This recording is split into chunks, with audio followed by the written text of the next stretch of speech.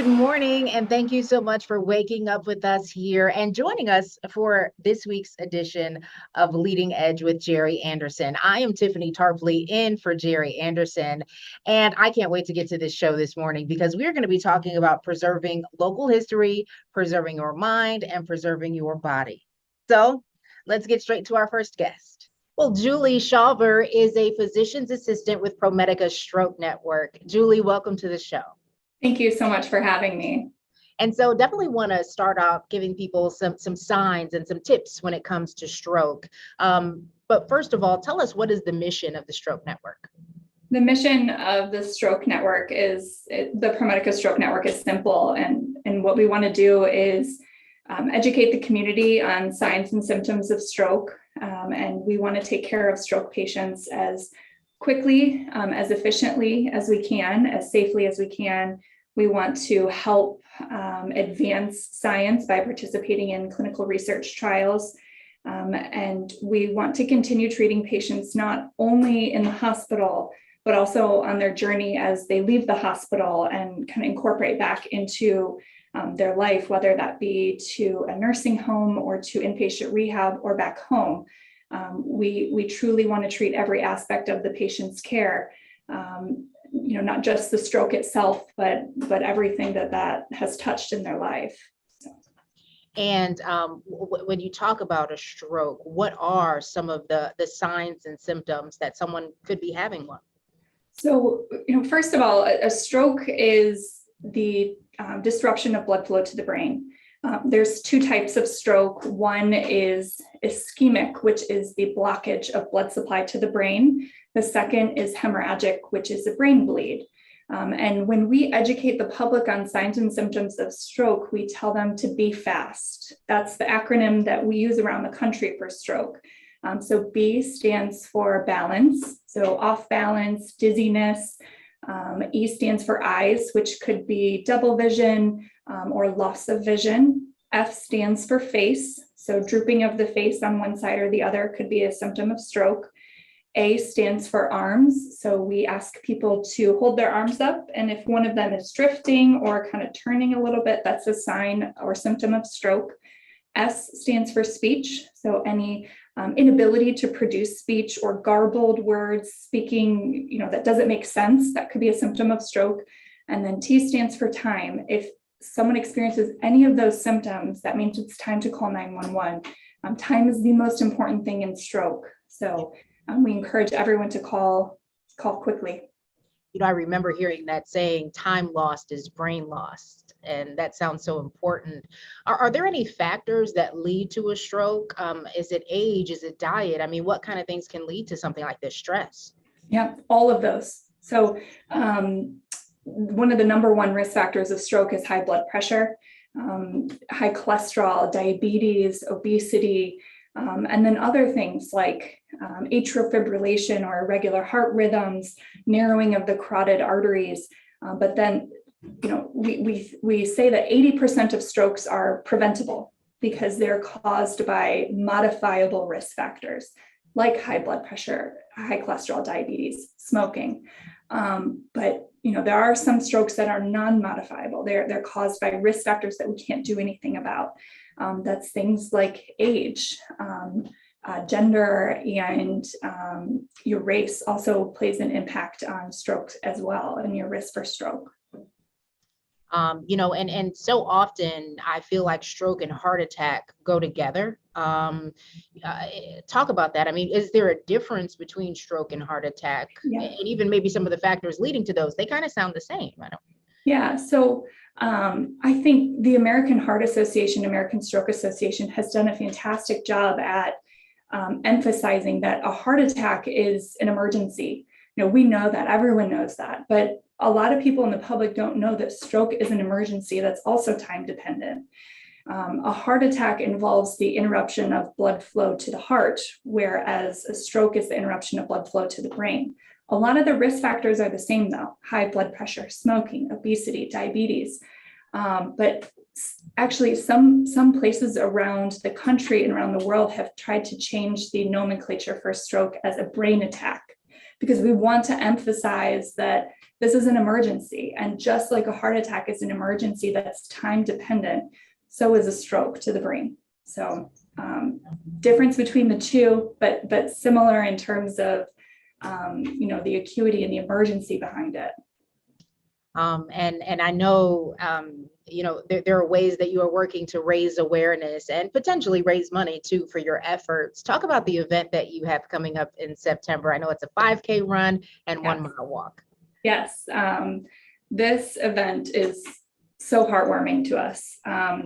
We started this in 2017 at the ProMedica Stroke Network because, stroke is the #1 leading cause of disability, and someone has a stroke every 40 seconds. And we do so much here in the hospital to try to minimize disability and to try to incorporate them back into their life. But so many times these people are left with permanent disability, and they get home and all of a sudden, they can't work and they can't do the things that they used to do. They can't provide for themselves and their families. The financial burden of stroke is enormous. So we decided to try to find a way to educate the public and to raise funds for a stroke patient assistance fund through the ProMedica Foundation. So we started this race and we grew it from, we had like 35 runners in 2017 to now expecting between 250 and 300 runners or participants. And the race is truly, it's an amazing day. We celebrate our survivors. We tell their stories. Everyone's story is important and it's different. So we tell their stories. We honor the caregivers who are helping to take care of these patients, and we want to educate the public. So it's an event geared towards the public, but in celebration of our amazing stroke survivors and their families. Definitely looking forward to that, of course, coming up in September. Julie, thank you so much. I appreciate you taking the time. Talk a little bit, how does someone register for this event, or how does someone get involved? So you can register on runsignup.com. If you just search the Fast 5K, it will pull up. Registration is $20 until I think early September, then the registration increases to $25. 100% of registration and donations goes directly to our stroke patient assistance fund. So the race is completely covered by ProMedica and by a couple other grants throughout people in the community, so that every single penny that we receive for the race goes to our patients, which is something we're really proud of. That is awesome. Julie, again, thank you so much. Well, next up, it's a piece of important history preserved right here in Northwest Ohio, how the past is playing an important role in our present and future. Well, there is so much rich history in Northwest Ohio, and there are people working to make sure that it is preserved for generations to come. So joining me now is Sue McHugh. She is a volunteer with the Lathrop House. Sue, thank you so much for coming on the show. Tiffany, I am delighted to be here. And so tell us about the Lathrop House. What is the Lathrop House? Well, the Lathrop House is something special in Northwest Ohio. It is the only underground railroad station in this corner of the state that is open to the public. And even though it is the only one open to the public, it stands there for many of those other places that are in Northwest Ohio and people of Northwest Ohio who saw a need and stepped in to fill the gap and reach out to those who were seeking freedom. And talk about the Underground Railroad. I think there are still some people who might not understand exactly what that is. Well, the Underground Railroad was actually a secret operation because after 1850, it was a violation of the Federal Fugitive Slave Act to help those who were running, to aid and abet those who were running north toward freedom. Ohio was always a free state, but after 1850, your freedom was not guaranteed. So after 1850, Ohioans stepped up. And when I say Ohioans, I mean those of freed colored people north of the Ohio River, those who were white, and actually those who were Native American, all joined in to help these freedom seekers make it to Canada in safety. And so much history there. And talk about the Lathrops. Can you talk a little bit about them? The Lathrops are an amazing people, but when you talk about Mr. and Mrs. Lathrop and their story, there are so many other interesting stories just like them. Mr. Lathrop came from 5 generations of abolitionists in England. He came to America, and his story was the American story. Ever moving westward as the nation expanded, he moved westward. He wore very many different hats, from a farmer to a hotel keeper, to a Universalist minister, which was a church very involved in abolitionism. He was a sheriff. And when he got to Lucas County and put down roots, he was a widower, and he married the second Mrs. Lathrop, Larissa Lathrop. Together, they built the Lathrop House in the late 1840s. In the 1850s, he served as state representative in Columbus. And while he was in Columbus, passing progressive laws that allowed for the education of Black children, that allowed for anybody caught escaping to freedom to be allowed to be in the courtroom when their fate was being decided, whether they were allowed to go free or sent back to their owners down south. While he was doing all this by day in Columbus, his wife and the rest of his family members were in Sylvania breaking the Federal Fugitive Slave Act and helping those escape to freedom along the Underground Railroad. So it was very much a partnership between Mr. and Mrs. Lathrop, and they are very much connected to another Sylvania couple by the name of David and Clarissa Haroon. They lived down 10 Mile Creek from the Lathrops. Their barn still stands on the Flower Hospital grounds, and they too were involved in this activity. And they were very much breaking the law, risking, right, themselves to do this. They were risking their own freedom. They could have been jailed for up to 6 months, fined up to $5,000 to help others find their own freedom. And so talk about the ways that you are really reaching, today, young people today, generations of the future with this. I know that there are tours of the house. The house is open on some Sundays. Yes, we are open on Sundays through mid-November this year, usually May through November. And we see an awful lot of school groups in, which we just love. We can also book private tours during the week for groups. We have done family reunion tours, just an activity that families want to learn about. So we have done tours for clubs, and we have also done outreach and gone to organizations and put on programs. We absolutely love having children through that house. So much they can learn beyond the written history that can impact their lives. We want them to ask their family about their own history. We always think of the Underground Railroad as heroes writ large, but most of those who partook in the Underground Railroad took that secret to the grave with them. So we will never know their history, but we ask them to talk about their family history with their grandparents. Everyone has stories of passages to a new country or difficulties in life or moving forward. And we also love to talk to the younger children about what it means to be a safe haven, which the Lathrops and the Haroons certainly offered to others. And that can be as simple as seeing somebody in the cafeteria walking through with a tray looking for a place to sit. And you ask them as a 6 or a 7-year-old, would you like to sit with me? That is just one more way, in a very small way, you can be that person that extends a hand to somebody else. Yeah. Great lessons, I think, there, and really tying all of that in. I'll only have a few seconds left. Is there anything kind of in the future that you're looking forward to? About 30 seconds left. We are very engaged with our visitors now and asking them what else they would like to see, what other questions they have, because as time goes on, we have done the basement of the house in a museum room and the summer kitchen we have rebuilt that the Lathrops would have had.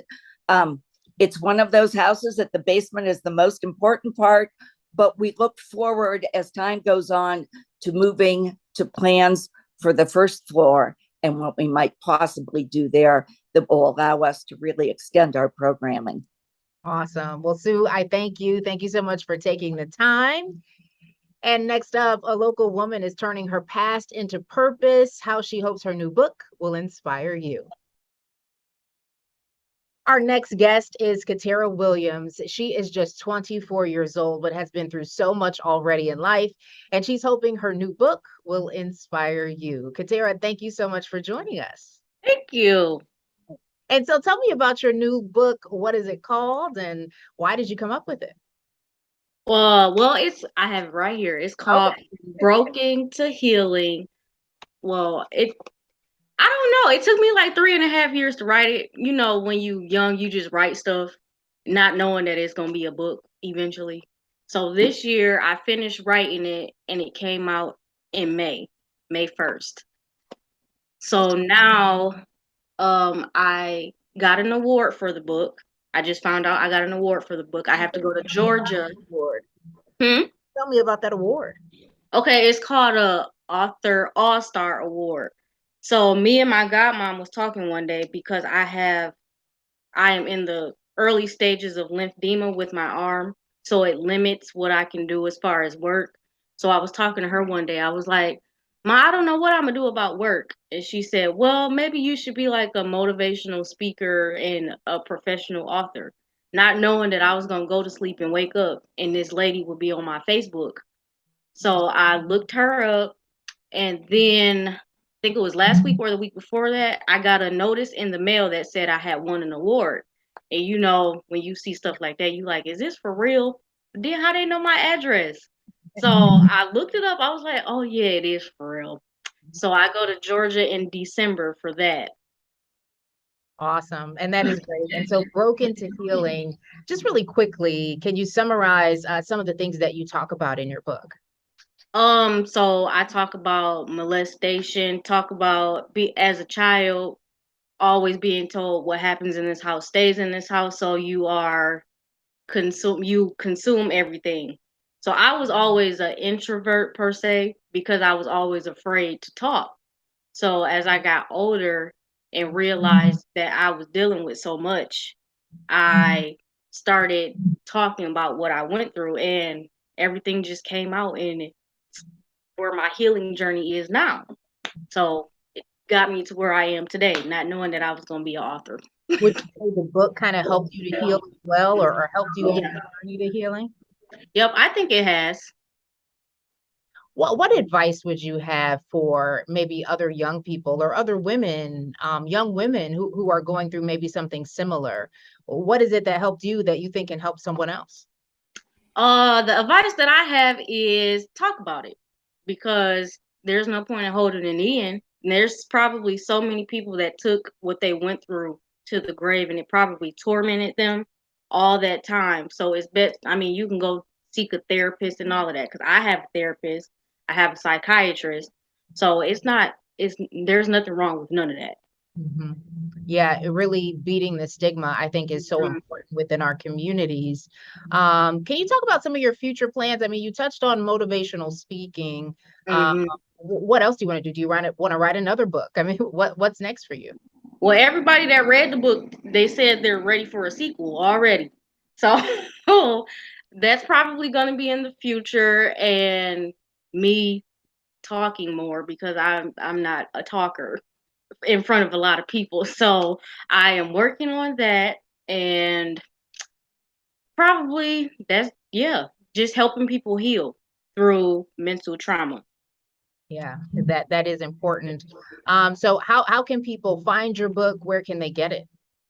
It's on Amazon. You can go to Amazon and type in From Broken to Healing, and you'll see the picture, this picture of the book.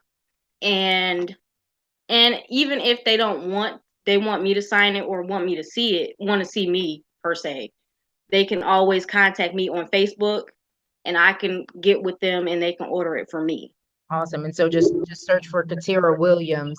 Yeah, Maybe. Katara Monet Williams. Okay. Okay. Search for you on Facebook. Well, that is great. That is awesome. Do you have any tips too? I mean, I can imagine 24 years old, you've written a book.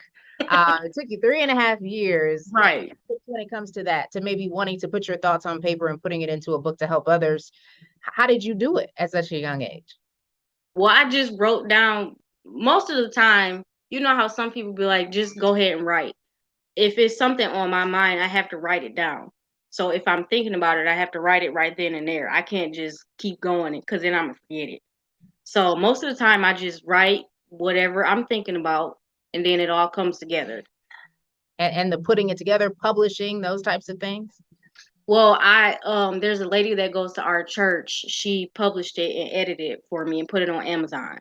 Awesome. Well, that is great. And I'm glad you have that support system. Would you say you're still working through the healing process at this point?